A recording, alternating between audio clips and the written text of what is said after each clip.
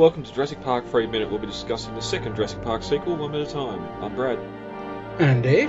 And today on this episode we're going to be discussing minute 66 of Jurassic Park 3. Before we get to that, looking over at Jurassic-Pedia.com, we have an article done by Tyrannosaur TJ of the river barge from these few minutes we're going to be talking about now. There's not a lot known online about this boat. I seem to remember an article from E! Entertainment or something back in the day about this prop and how it being one of the most expensive props created at the time, and how it had the ability to sink and refloat itself and sink itself.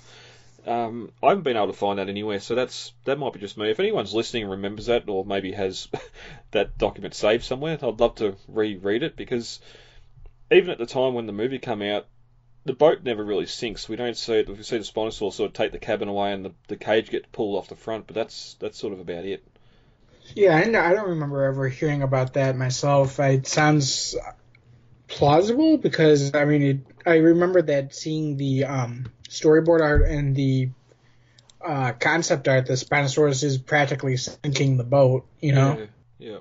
And obviously you'd have to do retakes, reshoots and that, especially exactly. when you're working in the water with the animatronic. But because it does have, there's a photo here on Jurassicpedia of, I can only assume this is sort of on that lake where Amity and that is on Universal Backlot, where they got the lake and the what's the name of the boat from Jaws? I can't remember it now.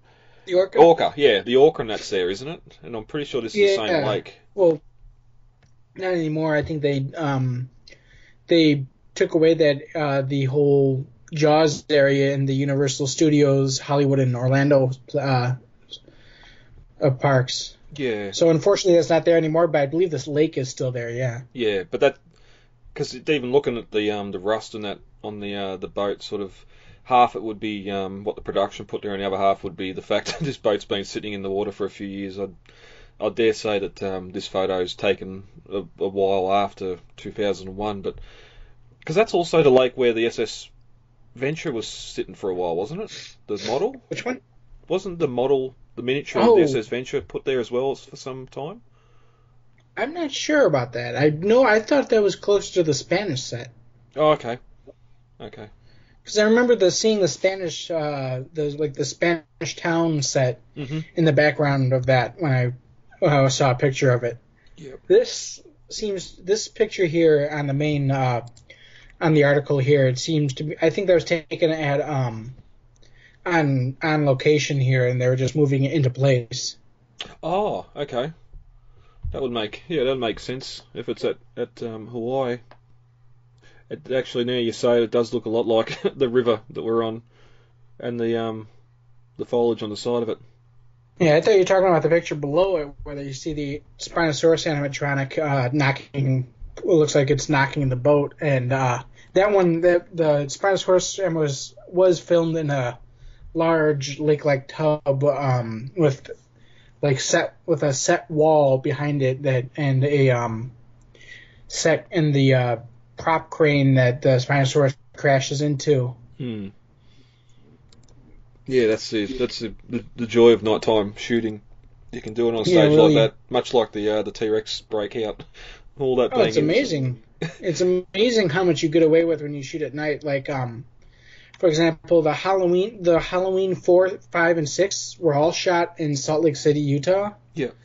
And if you look at the day shots of the filming locations, you can see these giant, massive Rocky Mountains behind all these houses that they're filming in. And, if anybody knows Illinois has no mountains whatsoever. It has some small, very small ones at the very southern tip, but that's it.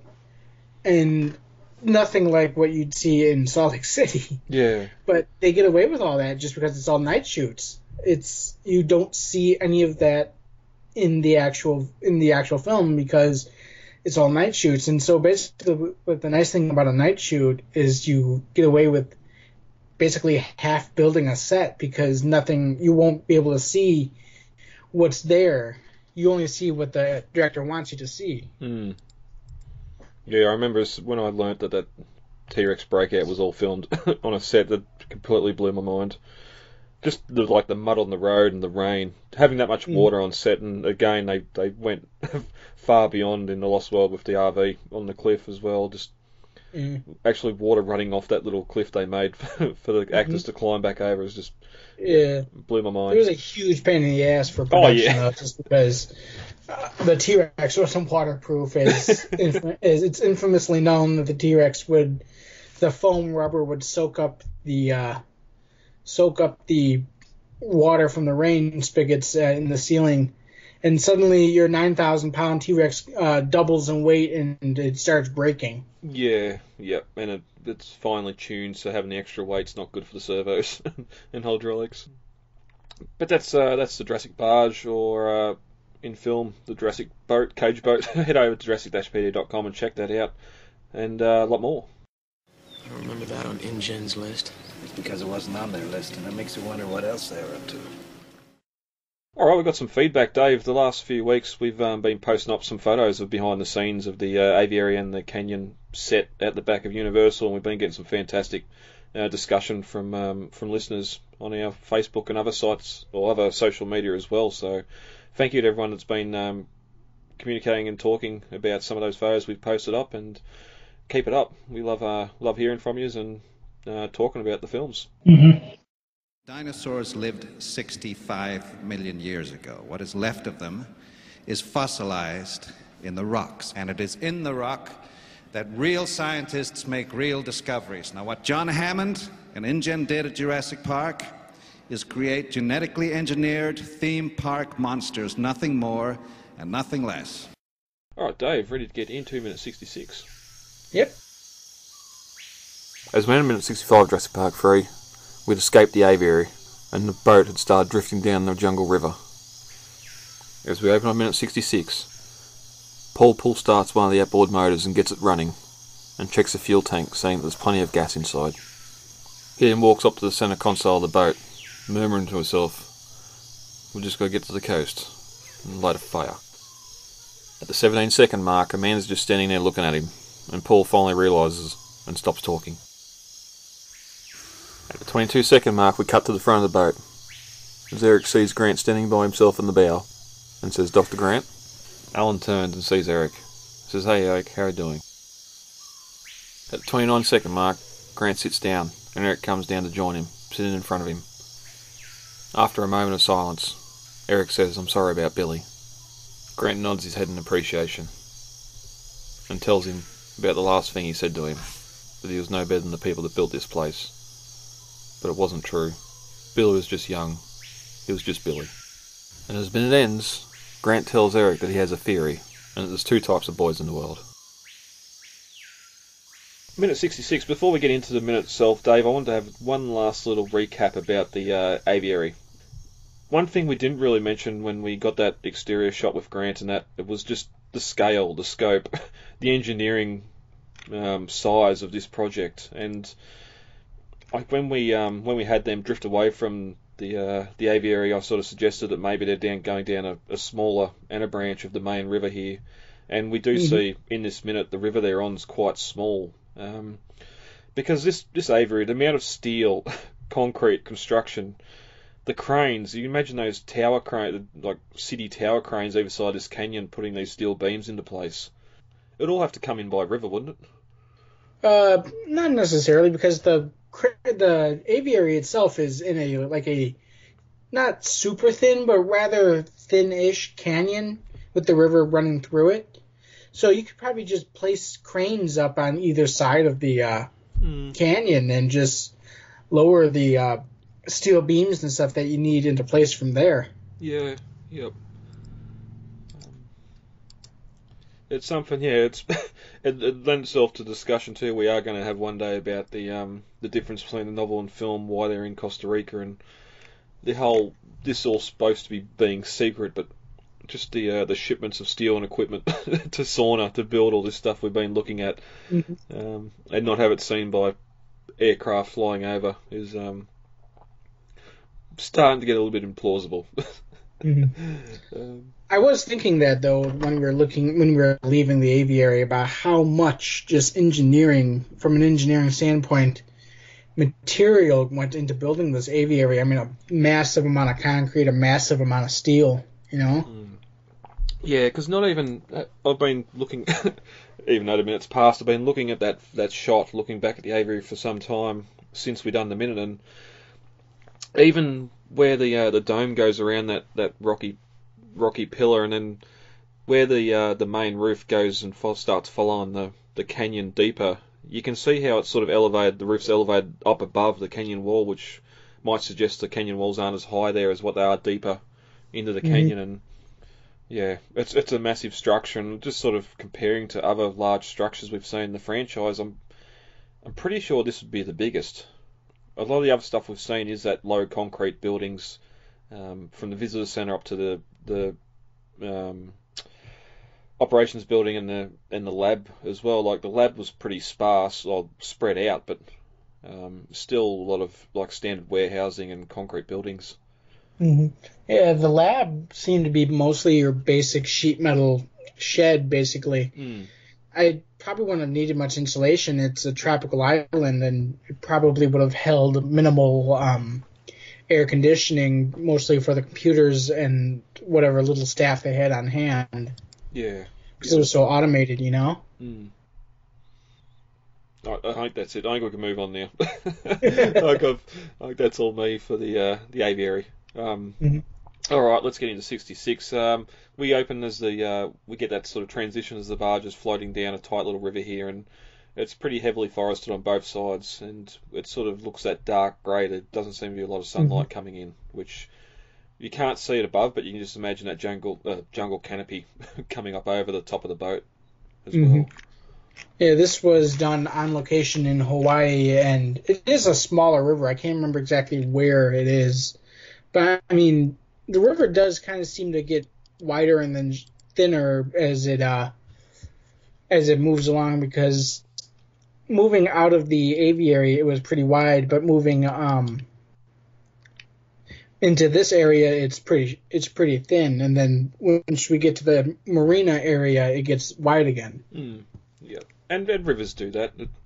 Even next minute when we come to the opening where it's sort of all the forest disappears, when we get the plains as well, it looks a bit wider there too, and a little bit bigger, but it doesn't seem to be flowing that fast, because here we can hear a motor trying to start, and we cut to the back of the boat as Paul starts one of the outboard motors using his belt, which I never picked up on before yesterday when I've done the playthrough of the minute, which is sort of I found interesting, because the both engine covers are off here, but I'm guessing he's already tried to get the other outboard started and possibly hasn't been able to, so he's now working on this one. And last minute when we seen them get onto the boat, we could see the pair of 40 horsepower Yamaha outboards, which is a good effort trying to pull start one of those. They'd have a bit of compression, so maybe he broke the pull starter on it, or although being outboards like this with forward controls, they'd have to be electric start, but we can see here, I think up to 40 horsepower, you do have that option of having a stop to put the rope around the flywheel to be able to pull start them.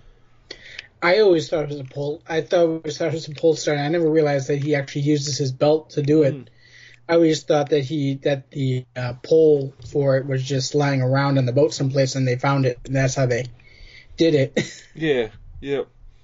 I'm pretty sure it's 40 or 50 horsepower. After that, the compression gets too high, and you'd have no hope of pull starting it. But outboard motors, when they're designed to be powered or controlled from forward controls like we get here, they're normally electric start, and they've got trim and all that sort of stuff as well, and they wouldn't have the pull start feature. They got the flywheel on top that you can't do it if you run into issues, flat battery, that sort of thing. But which again, 8 years abandoned on a river, the batteries aren't going to work, and battery's not going to work. Gasoline's probably not going to work either. Well, it's going to turn into lacquer. That's it. The motor coughs and splutters and fires up, which fine. He does get it started, and he sort of looks over to a nearby fuel tank and says there's plenty of gas while he's looking in through the filler neck on it, and we get a lot of him just mumbling to himself here, but it's interesting. They've got this big tank of gas on the side of it that there's plenty of fuel in there. Yes, it's still good after 8 years, where I think it's about 9 months fuel starts to go bad. I've got fuel in my outboard motor here that's probably 12 months old, but it's mixed. It's pre-mixed because it's two-stroke, so that might help it. a little bit longevity, but there's a jerry can on the other side too, which maybe he had to add some gas to it, but yeah. But I did want to ask the question, why getting the motors going in the first place? Sort of back at the start of the film where Amanda's on the PA and Grant's, no, that's a bad idea, you're making too much noise, and here we're going to start an outboard motor, and especially with 8-year-old fuel, it's going to cause a bit of smoke to billow out of it. It's going to smoke, it's going to be loud, it's going to be smelly, and frankly, I think they just want to get off the island as fast as possible. And I think that at this point, the plan was more similar to the Lost World novel, where they basically just go out from the island and get to the mainland. But this is the island. It's a lot further from the Costa Rican coastline than it is in the novel. Yeah. Sorna in the novel was visible from the coast of Costa Rica in a rainstorm. Yeah. And basically, I think, isn't it like 200 miles, over 200 miles from Isla Sorna to Costa Rica? It's like 208 or something like that. Yeah, it's 207 miles. All right, so that's close. Yeah. Yeah, because in the novel, I think it's 10 miles offshore. Yeah, it's not very far at all. I mean, like I said, they could spot the islands from that little town they were in a rainstorm. But that's and getting the boat going and having a motor going here, it's a lot more seaworthy, or seaworthy. I suppose seaworthy is the word. Than what we get in the script in it with the rusty old barge where Amanda's bailing water out of it. So it could be a plan B to try and at least get out to a shipping lane or something if they've got enough fuel there. But we do get in a few shots here and next minute where they're going downstream, and there doesn't seem to be a lot of current. With the river getting wider and narrower, and that there doesn't seem to be much of a current from the surface anyway. So if well, the river's pretty muddy here too, so it might be pretty deep. You know? Yeah. And we know we're sort of moving towards nighttime too, so having some speed. They don't rev the motors. They just have them sit there idling as they go down the river as well, which would keep that noise down considerably. And because it's something new, made to be look like something old, the motors don't smoke like they should. But I'm guessing that's why, one of the reasons why they get them going here is just getting close to night time, and they're not really going as fast or getting downstream as quickly as they'd hoped. But Paul sort of walks up to the centre console and he continues mumbling to himself, we can get to the coast, we can set up some type of a signal, build a fire, or something you can see from the air. And Amanda's sort of just looking at him now, and he realises and stops talking himself. But that's when we cut to the front of the boat, and Grant's sitting by himself looking forward, and here you can sort of see that real deeper orange sunlight coming in through the trees as it's as the sun's dropping. But Eric walks up to him and says, Dr. Grant, and he turns and says, hey, how are you going? And then sits down, and Eric sits opposite him, and after a long pause says he's sorry about Billy. Which, depending on how long Paul's been working on the motors and that, we can assume it's been a few hours since they left the aviary, just the way the sun's dropping so quickly. I think we, when we were going through the aviary and that would have been before midday, so I'm guessing a considerable amount of time's passed. Well, enough time. Well, as I was saying, the aviary, the sun is behind the cliff face, and so they're in the shade the whole time that they're in that cliff, and there's like no sunlight inside the cliffs at all. Yeah, so that it all depends on the orientation, where it is, if it's what time of year, whether the sun even shines in the cliff. We've seen all the mould and moss on the canyon walls, so it's easy to assume that the canyon itself doesn't get a lot of sun, even though we do get the forested section at the end, at the base. So one thing I do love here, or found interesting, is in the background when Eric sits down, you can sort of see the foliage through the cage bars behind him, and the boat's not moving. the whole the whole scene here where we're cutting back and forth between him and Alan, you can clearly see the same branch over and over again where the boat's just sitting in the water. These are the things you're not meant to see. Yeah. And it's one of those things here, because we get Grant, he looks upset and then recalls the last thing he said to Billy. You're as bad as the people who built this place, which, going back, isn't what he actually said. He said, you're no better than the people that built this place. So, Grant... Well, that's also not the last thing he said to him. I think the last thing he said to him was, Billy, no! Well, the last meaningful conversation he had, maybe. But he continues, it wasn't true. Bill was just young, and that's all, which... The young can be naive. But as the minute ends, we start to get the Grant's theory on children. But we can look at that more next minute. Just briefly, too, before we go to script and novel, it's one of those things that's